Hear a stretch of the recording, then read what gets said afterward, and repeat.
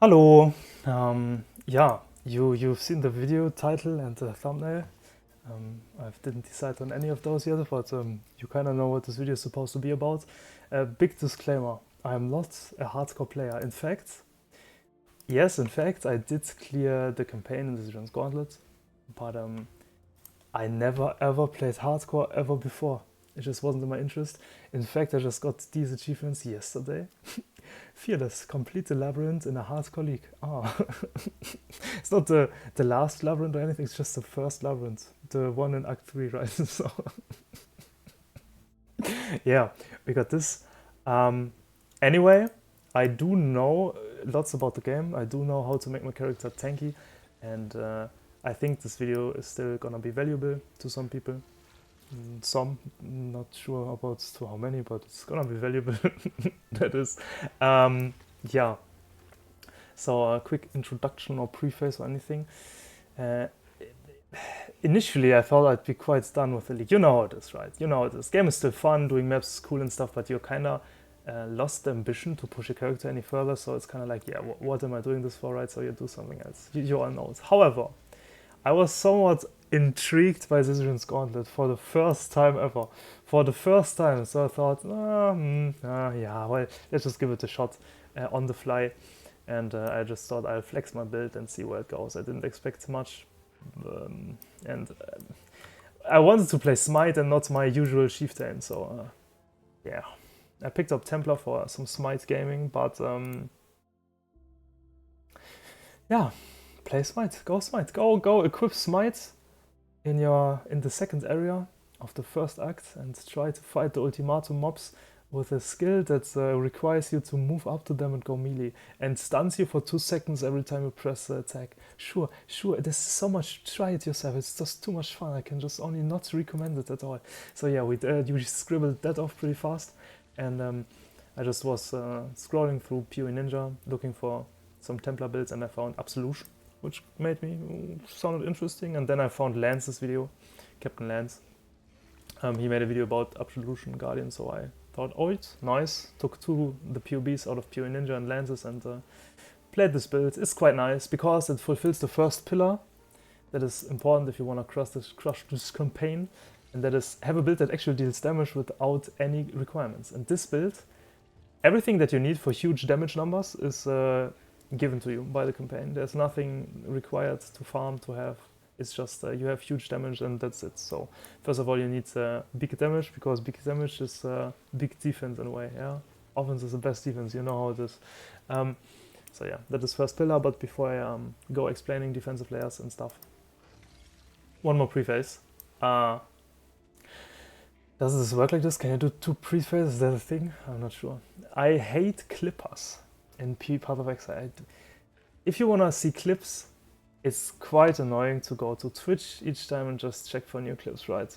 So it would be convenient if we would have a community or a channel on YouTube that would make cool clips. However, all we have, I don't know, those, they are getting better, but I was complaining about this like years ago already. They just pick any clip they find on Twitch and put it onto YouTube with the worst, like, it's just brain rot, really, because hundreds of thousands of people are playing this game. Surely, eventually, someone will pick up one of the more rare items and have it on video, right? So, the fuck do I care about it? What are those clips, man? Show me something that might be funny. Show me some new crafting tech. Show me some cool new. Yeah, but what do I care if someone got a mirror, right? What do I care about it? I don't. Fuck. Whatever. I did in fact search up one of those clip channels yesterday because I wanted to see what the Gauntlet people are doing, and I figured that might be a cool place to look. And I've seen so many people just dying, obviously, but in like the campaign or white maps. Sure, if one of the speeders, what speedrunners die, happens, or one or a person that tries to do one of the challenges, sure, happens. I can't say anything to that because they have their own plan in their minds, but I've seen so many faces of people I've never ever seen before they obviously just wanted to participate, and they died to stuff where I thought, nah man, you can't be serious, can you? Like, how do you die to that? There has to be a huge misconception or unawareness of how of what actually kills you and how to actually counter that. So I thought I'd share my knowledge about that. It might not be everything, it might not be perfectly portrayed, but here I am. It might still be valuable to some people. And yeah, I myself, yeah, sure, I finished Ziziran's campaign. It took me a while because it was my first time to play hardcore, and the first areas kind of traumatize you. No, it's not that bad, but it's quite bad. But essentially, you kind of find the footing and you realize, nah, I can quite confidently zoom through it, but it took some while for me. I was upgrading items quite a lot, which was completely unnecessary. But yeah, I don't think that it's that hard. It might not even be hard. I think if you're just participating, I think if you are just if you just want to complete the campaign, if you want your mystery box and then blast some maps and try a boss for yourself and you're completely happy with all of that, then it's not hard at all. It's a challenge. It's a fun challenge. But if you don't know anything about the game mechanics, the bosses and stuff, I think you can still do it if you if someone gives you a good build, right? Or if you yourself know what to look out for and how to put your build together, that your build can withstand all the dangers. I think if you can do that, if you can have a great build, however you get that, then you can clear the campaign, do some maps, and whatever you do later on in red maps with altars, with uber bosses, that is not on my plate on this video. So I'm just going to tell you about all the defensive layers that are important for early mapping the campaign and stuff. And yeah, let's just get into this right now. Yeah, first of all, you want a build that deals a lot of damage, obviously. It is easier if you have a build that deals a lot of damage where you don't need to be in the faces of the enemy. Like, if you don't need to be too close, that is... How do you call it? I would advise you to play such a build. For example, yeah, the slam builds currently, they might be melee builds, but the thing is, yeah, you have a melee character, so you have all the melee defensive layers, like Fortify and stuff, but you're not necessarily really in melee range. You're close to the enemy, which is good, but you're not in the face of the enemy, and you don't need to actually attack the enemy. You kind of stand somewhat away from the enemy, and that is the perfect thing you wanna build. You want a somewhat melee build that has defensive layers for melee stuff, but that doesn't have to walk up to the enemy, that can attack from afar. So minion builds are good, somewhat slam builds are good, range builds are good if you can make it work with defensive layers, obviously, but full pure melee builds are only good if you already have a decent character, and if you're just starting out, you won't have that. So you can switch later, but early on, play slams, play absolution stuff. Play whatever fits those criteria, or don't, or make it a little bit harder for yourself, because with the right defensive layers you can do it. So yeah, big damage you want, and somewhat medium range you want, and you're good to go. Now defensive layers. So this is gonna be quite chaotic, but yeah, anyway. So the first mandatory thing that once you have it, you don't think about it anymore, is Chaos Risk, I believe. So Chaos Risk gets introduced in the later acts. It also just rolls on items that have a specific item level. I'm not quite sure what the item level is or when Chaos Risk starts to become relevant. However, Ziziran did add an area level where monsters gain physical as extra chaos. So we already needed Chaos Risk in our campaign run through to not die, to make sure we don't die. Now we need it even more because of physical as extra chaos, right? So we need Chaos Risk.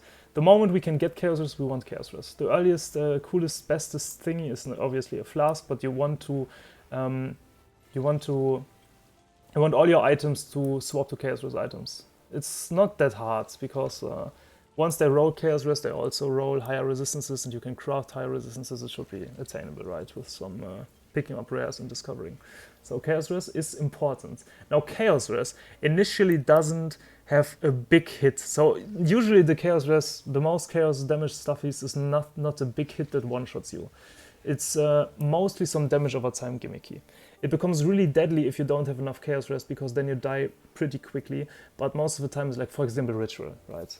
Ritual has this Chaos Ritual where those are these small blobs, and it's hit damage, it's Chaos hit damage, and one blob, if you have low Chaos Res, deals a tremendous amount of damage. It's really scary, but if you have 75 Chaos Res, or 50 even, you notice your health move, and you don't want to pick 3 at a time, but you can react to it with an instant health flask, for example. Very important to have a flask that like has instant recovery, right? Because you want to be able to react to stuff. Now there are 2 things to react to stuff in hardcore if your health starts moving gradually down. Either you spam your flask, right? Or you press escape, because it pauses your game. Those 2 things are very important. So if you die to damage over time, you are either your character is lacking on defenses, either on life or on physical damage or on fire res or on chaos res. Either you're lacking on on defenses completely, like not even 50% on any of those, or you just didn't pay attention. There's nothing in between. And most of the time it will be you're not paying attention, because if your character is set on a good way, you're not even above 75 or res, you're not even at 90% physical damage reduction, you don't even have more than 2k life, you still have enough time to react to damage over time. You will have enough time to react to that, right? So damage over time is kind of not that important. The most scary things are bleeding if you're moving. So for example, the lab trials, if you run into those vacuum cleaners on the ground, right, if you walk with them, very scary, right? Always be on the escape button or spam your flask, but those are scary. Chaos damage is scary if you don't have enough chaos res. Fire damage is scary if you don't have enough fire res, but and corrupted blood, obviously. So you either you want a flask, most likely you want one of your flasks to make you corrupted blood immune, or skill it on the tree, but early on one of the flasks, because corrupted blood, if you only have 2 or 3 stacks, is already quite a lot of damage, but corrupted blood stacks, and it becomes quite deadly pretty quick, especially if you don't know what afflicts corrupted blood, if you don't know the mechanics, or if you're tanking stuff you shouldn't be tanking often. So corrupted blood is very deadly. So yeah, chaos res, get it up as fast as you can. So it's nothing but a damage over time gimmicky, and you can react to it. Like Maligaro, for example, he shoots all these projectiles, right, that all deal chaos damage. And on their own, if you're low chaos res, they're pretty deadly and scary, but if you have a lot of chaos res, you can react to it. They might reduce your health, but it might not be too bad. If your health goes below half, right, you have your flask, you have your escape button, you have everything, but it's chaos damage over time gimmicky always. So damage over time, chaos res, bleeding, corrupted blood, ignite, you can react to it.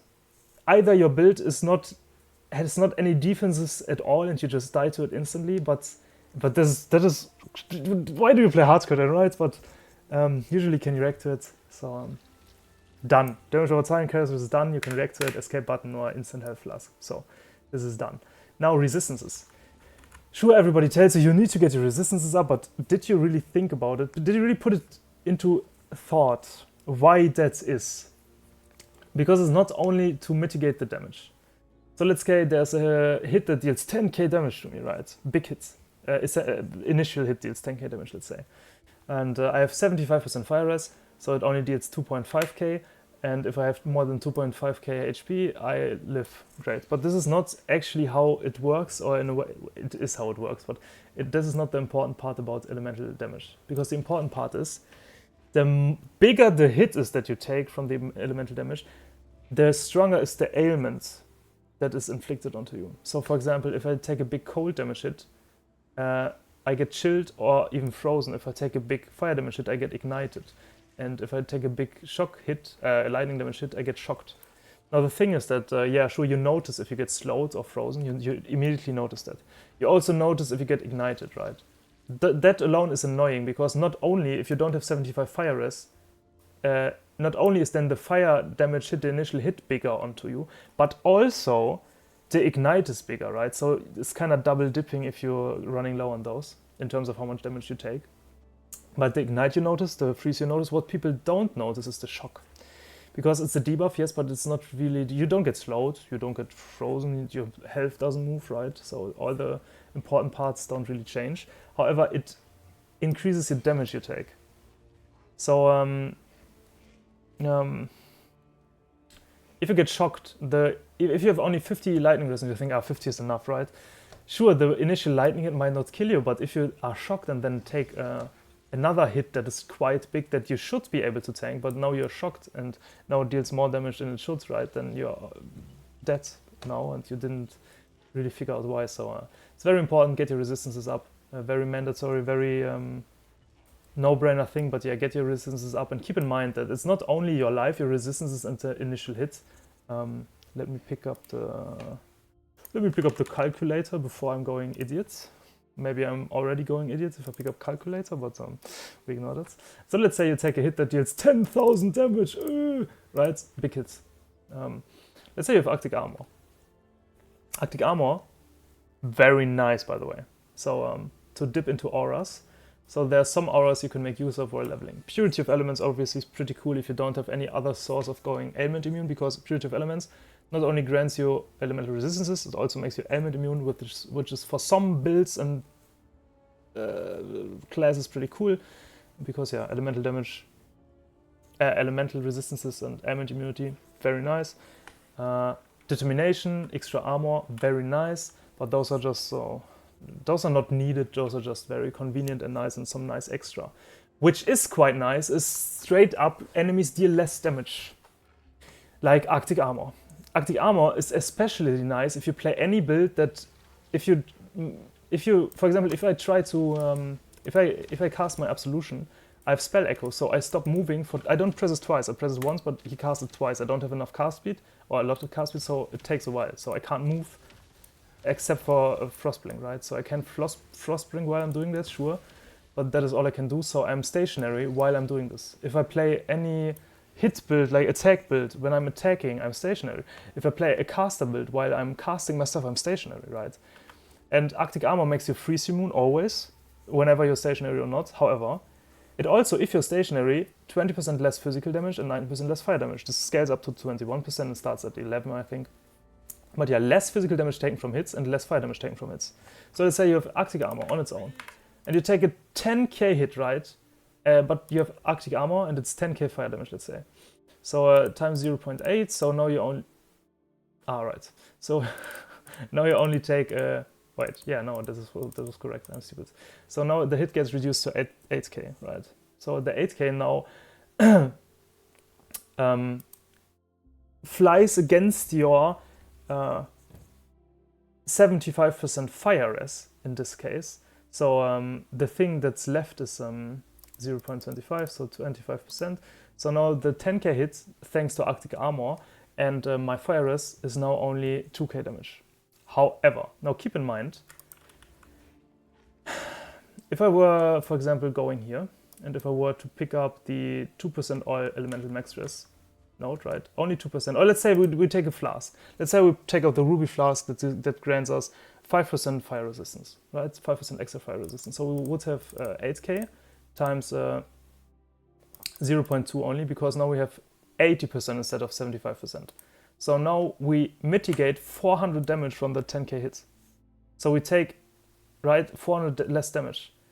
Now, what is easier? Is it easier to pick up a ruby flask, or to skill some max res nodes? For example, if you max res, if my equipped stuff has armor, max res because I skilled this here, and if you're a marauder, there are more max res down here.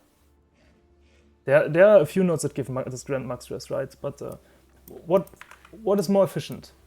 To go full life stacking and just keep it 75, or pick up a few of those nodes and mitigate 400 damage from that hits just by having more max res, right? Obviously the max res does a lot here, so that is why a lot of people like Marauder, because he can get to 90 all res quite easily.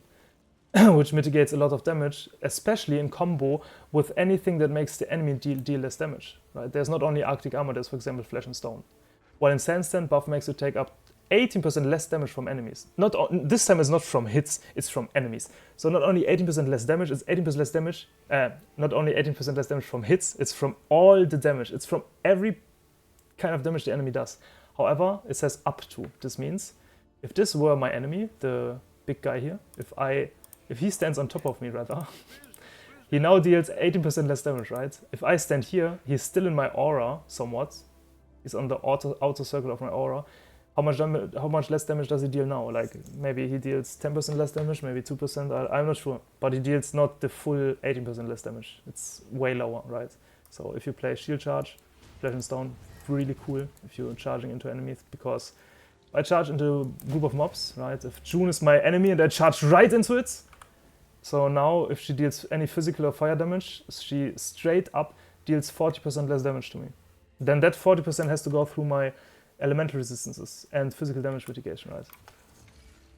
And if you have anything, for example, Chieftain Stuffy that makes physical damage taken as elemental damage, then you can combine it, for example, with endurance charges. Endurance charges also say per charge 4% less elemental damage taken. So you can mitigate so much damage, and the combination of it makes you really, really tanky. And what I'm trying to say is, if you have a lot to add, like if you not only have your elemental resistances and your life, but if you also have auras, and for example the Guardian has in his Ascendancy that I have Sentinel of Radiance, and Sentinel of Radiance takes 20% of damage from hits before me. So before I get, so if there was a 10k hit, we have to do it all over again. If there was a 10k hit that is coming through my face, into my face, first of all, if it's a hit, 20% damage is reflected to my Guardian, or not reflected, but absorbed by my Guardian, so to say. So I only take 8k. From that 8k, I only take then 20% less from here, for example, it's physical or fire. And right, so there are all these damage reductions, which then gets further reduced by my elemental resistances of physical damage mitigation and stuff like that. And the combination of that is what makes you really tanky. So yeah, 75, 75, 75, very important, but keep in mind that the amount of effect you get from putting in an aura like this, or like this, very nice, or companionship does the same, or some auras, like, or curses, punishment, or temporal change, or enfeeble, for example, they reduce the damage also. That is very, very strong in combination. And especially early on, you can always pick up, for example, Tempest Shield to make you shock immune. So not only, right, shock is very, very, very scary from time to time, because you don't always notice it, and it increases the damage you take. So this one makes you shock immune. So the combination of it makes you really tanky. Some auras, and your generic stuff you get on items, very tanky. Now another thing that is really important is block. I'm not an expert on this side of the tree. It's ages ago that I played anything on this side. So I'm not quite sure how it is for this side. If you could type in block, there are sure some notes, but I don't know if evasion is enough. If you don't go block on this, I am not sure what's about this side, but if you're here, anywhere here, if you are here, here, or here, you pick up block 100%. Like, and if you're down here, you also pick up, and if you play melee attacks, you pick up fortification, for example, also very nice damage mitigation. But block does not change anything in terms of the max hit you can take. There was this one clip I saw of a person that was playing the Gladiator build, I believe, with a 98% chance to block. Sure, you feel immortal, you run through everything, you feel immortal, but if this one hit gets through, you're just dead, right? So block doesn't change anything in terms of max hit. So block is more like a, I don't want to say just an extra, because block for sure is strong, because what block also does is, for this league, obviously, if you block a hit that would inflict ruin, you don't get inflicted by the ruin. So that is very cool for this league, especially. Especially.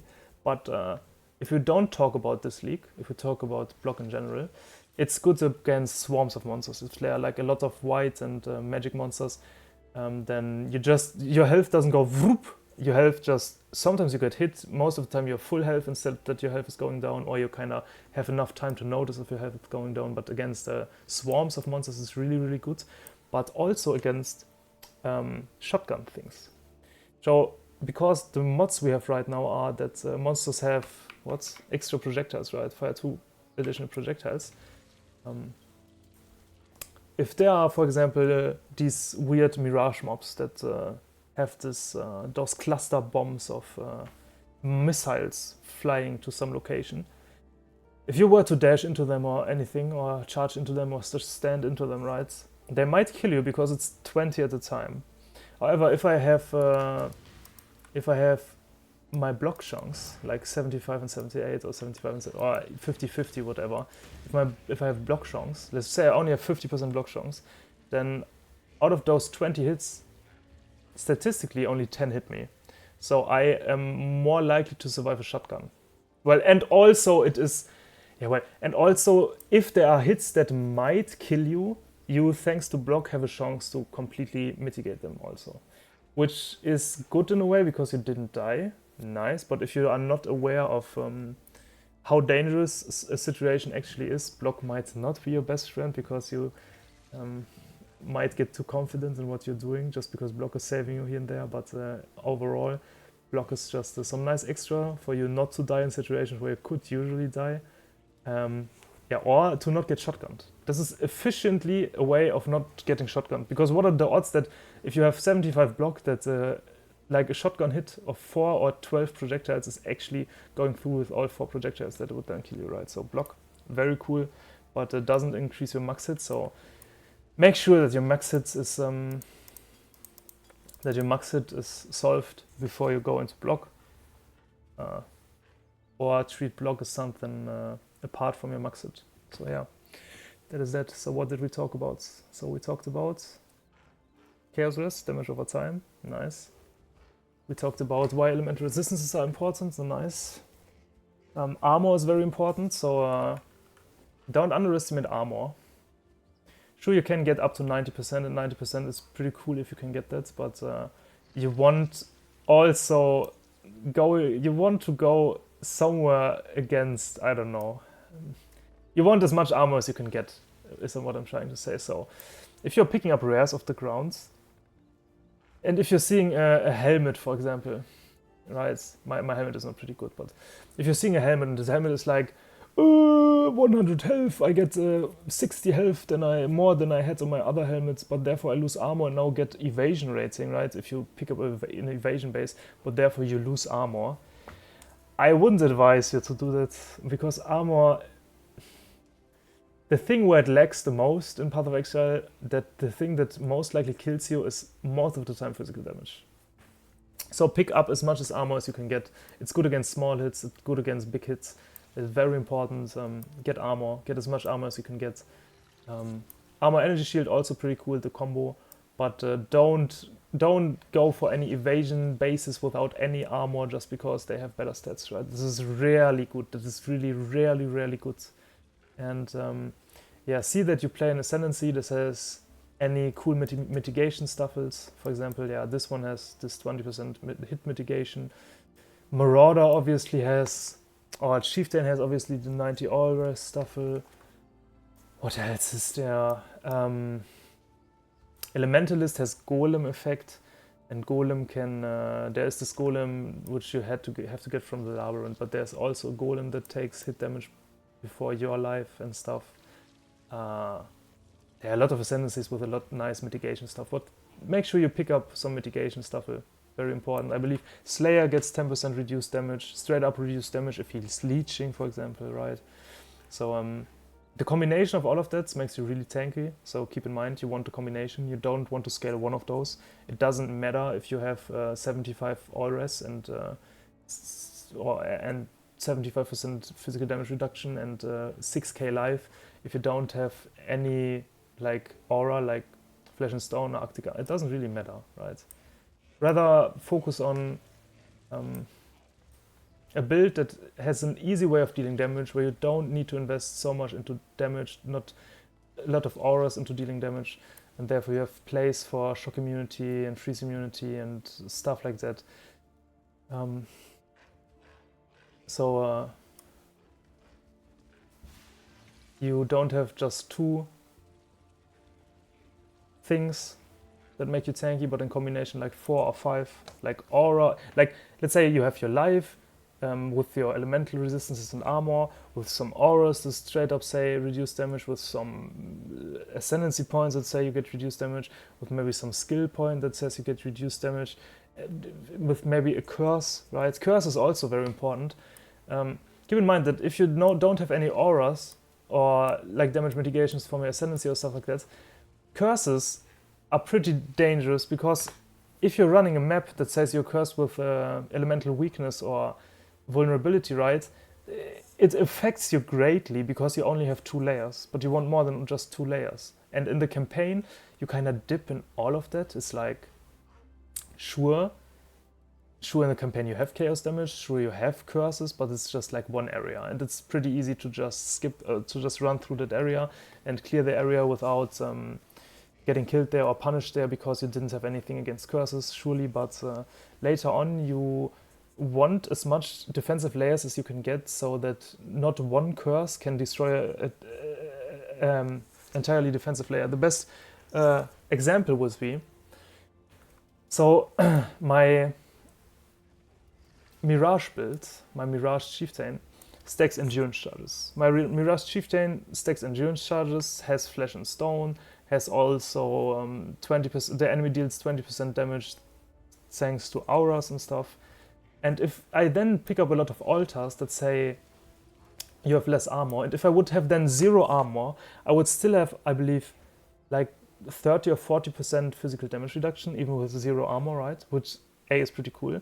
And secondly, even though I have 0 armor, then the overall damage reduction that the enemy deals, or that I take in, is so high that even though I lost all my armor, I can still tank physical damage hits, right? So that is pretty important.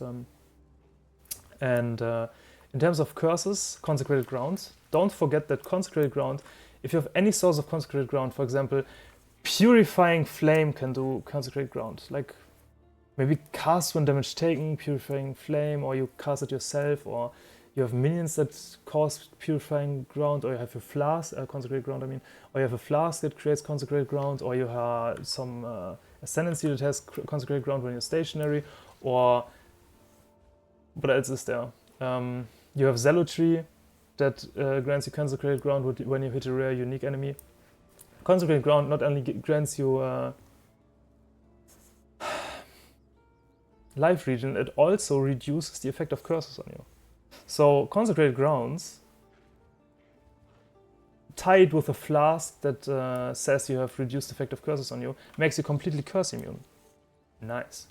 Surely, if you run through a map and you're cursed with 3 curses or something, you are not all the time is the flask gonna be active, not all the time is your Consecrated Ground below you, so it's not the perfect defensive layer, but it's only a layer, right? It's not your entirely defensive. The same is for Arctic Armor, I'm not always stationary. The same is for Flesh and Stone, I'm not always inside of the enemies, but the key point here is just that if I stack up a lot of those layers with block and stuff, it's very hard to just take away one and make me vulnerable to anything, right? So if all comes together, I'm unkillable. If 1 or 2 are taken away through mods or because I'm moving or doing something, I'm still maybe not unkillable, but still quite tanky. And then I just look out for stuff a little bit. But yeah, I think that's it. Now that I think about it, for me it's quite the obvious stuff. I just thought about the block stuff and that it's good against shotgun, and I just thought about that before I was making this video, so I thought I would stack more interesting things on top of here. But it kind of sounds also mandatory, but it sounds so mandatory, but then again, when I had all that, the campaign was so easy. Like, I don't know, I never felt like the most close call I had was in the lab, because I was too cocky with the traps. That was the most close call I had so far, in the lab. So, no boss, no ruin, nothing made it especially close to me, right? So, I don't know. TLDR, stack defensive layers, And don't think 2 layers are enough. And you're good to go, actually. If you're still not feeling too safe, just do all the Mirages, pick up all the rares you can find, spend all your gold at Faustus, and gradually upgrade your items. They are not too important, especially if you play Absolution. Like, look at here. No damage mods for my minions, no damage mods for my minions, no damage mods for my minions, no damage mods for my minions, no damage mods for my minions, no damage mods for my minions, no damage mods for my minions, no damage mods for my minions. Only a 4-link. 2 or maybe, let's say, 3 damage mods for my minions, and obviously like this, what Flash Offering with cards itself, right? So this build has no real damage items. The only thing it has is like some Ray Spectre Stuffles, some a 4-link. I don't even have an aura that's for the minions. I only have Ray Spectre that grants power and frenzy charges, Flash Offering, my 4-link, and my Ascendancy. That is all I have, and I was one-shotting the Act bosses, right? So I could invest everything else into defensive layers. And I can tell you, if I only had like 2.3k life, I would have been fine as well, I believe. With some energy shield, that is. But yeah. That's all I have to say for this video. Might not be big news or anything, but hopefully 1 or 2 things were quite nice to hear again, because you probably forgotten, or you maybe forgotten about them or whatever, or you maybe weren't aware of that. But yeah, that is me. How is this 36 minutes and not 16? But yeah, I hope this was nice to listen to for somebody, and thanks for listening. Best time in the upcoming days of the Gauntlet or whatever you're doing, and take care. Bye bye.